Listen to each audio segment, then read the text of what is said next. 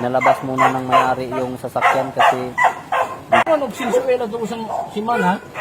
Yung gawas mo ng ano eh? engine, Engine check.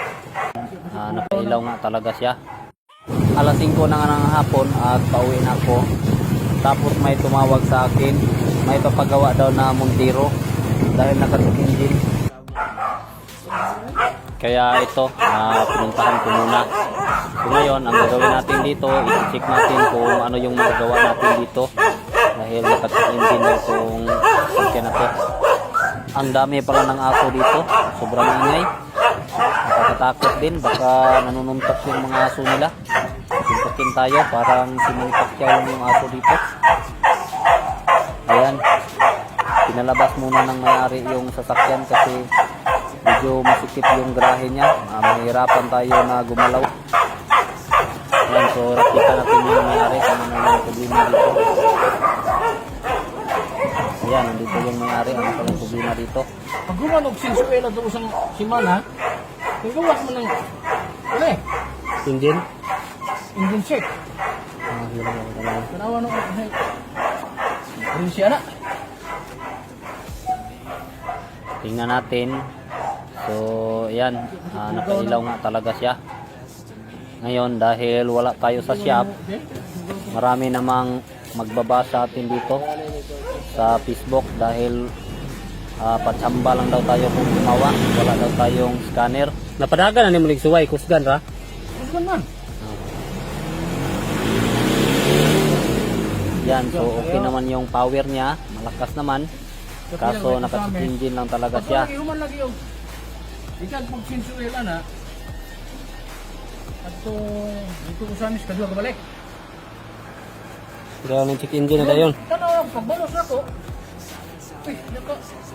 Engine. Yan, so ipakita natin sa inyo kung gaano tayo ka-ready sa lahat ng oras. Kahit wala tayo sa duty, wala sa shop, pero mayroon pa rin tayong dala-dalang scanner. Kahit maliit to, ayan, kita natin, pero effective to. Hindi ito yung scanner na kadalasan natin ginagamit dahil hindi natin yun pwedeng dalhin kasi medyo malaki yung scanner na yun at mamahalin pa. Baka masira pag dinala natin. Pagkatapos nating ma-connect sa ating OBD port, ay punta tayo sa cellphone natin. Yan, kita natin. Punta tayo sa apps. Tapos on natin yung data at saka Bluetooth. Pagkatapos, hanapin natin ang Mitsubishi dahil Mitsubishi Montero tong sasakyan natin. So, ayan. Tapos, ito yung details niya. Health report. O dito, makikita natin kung ano yung problema. Ayan, may port code yung engine. So, mayroon tayong port codes. Read natin yung code. Ayan, kita natin na may port code siya, fuel filter at saka TM can.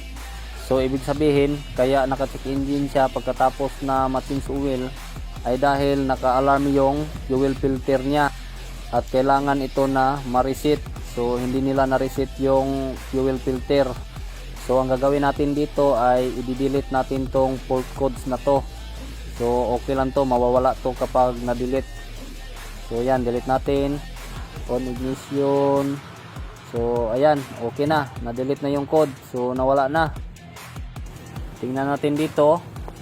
So yan, kita natin naka-andar na siya pero hindi na nakailaw yung check engine natin.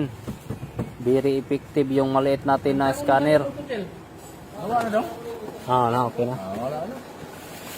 Dahil tapos na tayo, tanggalin na natin yung maiwaga nating scanner. So yan, kita natin. Tapos tingnan natin dito sa harapan.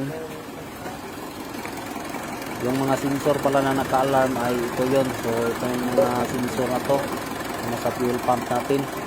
Kaya ang payo ko lang kapag nag-maintenance kayo sa mga sasakyan ninyo ay i-disconnect ninyo yung baterya para hindi siya nag-a-alarm pagkabalik ninyo.